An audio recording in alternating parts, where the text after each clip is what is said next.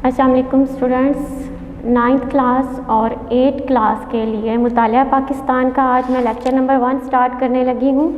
इनकी पहले मैं ये बात बता दूँ कि 9th क्लास के मुतालिया पाकिस्तान की बुक चेंज हो गई थी, इस वजह से अब ये नई बुक मार्केट में आई है और जिन बच्चों के पास बुक नहीं है हमने उनके लिंक सेंड कर दिए हैं, वहाँ से वो बुक डाउनलोड कर सकते हैं।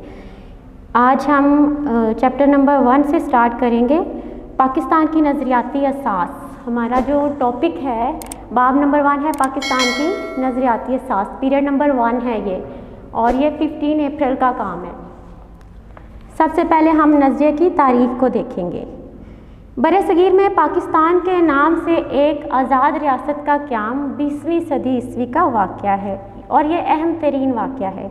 इस वाक़ये के पीछे एक मजबूत नज़रिया कार फरमा था। नज़रिए के लिए अंग्रेज़ी ज़बान में आइडियालॉजी का लफ्ज़ इस्तेमाल होता है। अब ये नज़रिए की तारीफ़ के नीचे जो आ रहा है, इसमें 2 सवाल हमारे शॉर्ट क्वेश्चन जो हैं जो हमने निकालने हैं। क़याम पाकिस्तान किस सदी का वाक़या है, आप इसको अंडरलाइन करेंगे और ऊपर ये क्वेश्चन लिखेंगे, क़याम पाकिस्तान 20वीं सदी का अहम तरीन वाक़या है। उसके बाद दूसरा सवाल आपने इसमें से पॉइंट आउट करना है कि नज़रिए के लिए अंग्रेज़ी ज़बान में कौन सा लफ्ज़ इस्तेमाल होता है। तो नज़रिए के लिए अंग्रेज़ी ज़बान में आइडियालॉजी का लफ्ज़ इस्तेमाल होता है। आगे हम देखेंगे नज़रिया। नज़रिया क्या है? लफ्ज़ नज़रिया अपने तारीफ़ और मानी के लिहाज से इब्तदा ही से समाजी दानश्वरों के दरमियान इख्तिलाफ़ राय का बाइस रहा है, यानी हर बंदे ने, हर एक ने अपनी अपनी मर्ज़ी के इसकी डेफिनेशन की है।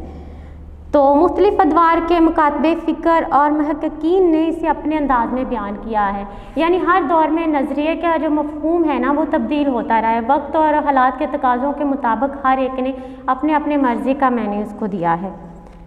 मैनी के लिहाज से नज़रिए से मुराद सोच या मकसद है, जबकि इस्तिलाही मायनों में नज़रिए की जो तारीफ़ है वो इस तरह भी की जाती है कि किसी शय को वजूद में लाने के लिए जो सोच जहन में फ़िक्र और नक्शा उभरता और कायम होता है, नज़रिया कहलाता है। यानी जब हम किसी चीज़ को वजूद में लाते हैं तो सबसे पहले उसके मुतल्लिक़ सोच विचार करते हैं, हमारे जहन में एक खाका बनता है, उसके बाद फिर हम उस पर अमल करते हैं। तो इस चीज़ को भी हम नज़रिए का नाम दे सकते हैं। किसी भी मकसद के हसूल के लिए, यानी पहले हमारे जहन में एक सोच उभरी, हमने उसको अमली जामा पहनाया, उसके बाद फिर हमने उसके लिए जो एफ़र्ट की, उसके लिए जो जिद्दोजहद की, उसको भी हम नज़रिया कह सकते हैं। किसी ख़ास मकसद के लिए किसी कौम की इज्तिमाई सोच का एक बात में मुत्तफ़िक़ हो जाना भी नज़रिया कहलाता है। नज़रिए से मुराद ऐसा ज़ाब्ता या प्रोग्राम है जिसकी बुनियाद फ़लसफ़ा और तफ़क्कुर पर रखी गई हो और इंसानी ज़िंदगी के मुख्तलिफ़ पहलुओं, मसलन सियासी, मुआशरती, मुआशी और तहज़ीबी मसाइल के हल के लिए कोई लाया अमल बनाया गया हो। अब इसमें आप लोगों ने हेडिंग निकालनी है, फ़िक्री हाका जो है किसी मकसद के हसूल के लिए बनाया गया, फ़िक्री हाका नज़रिया कहलाता है। दूसरी लाइन पे आप इज्तिमाई सोच का मुत्तफ़िक़ हो जाना, ये भी एक हेडिंग है, और मुत्तहिद कोशिश करना, 3 हेडिंग्स हैं इसकी।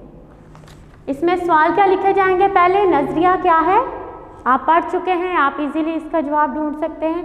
मैनी के लिहाज से नज़रिया क्या है, पहले पेज की लास्ट वाली लाइन में इसका आंसर दिया गया है। उसके बाद नज़रिए की इस्तिलाही मायनों में तारीफ़ बयान करनी है। तो ये 3 पॉइंट्स आपने इसके लर्न करने हैं, ठीक है।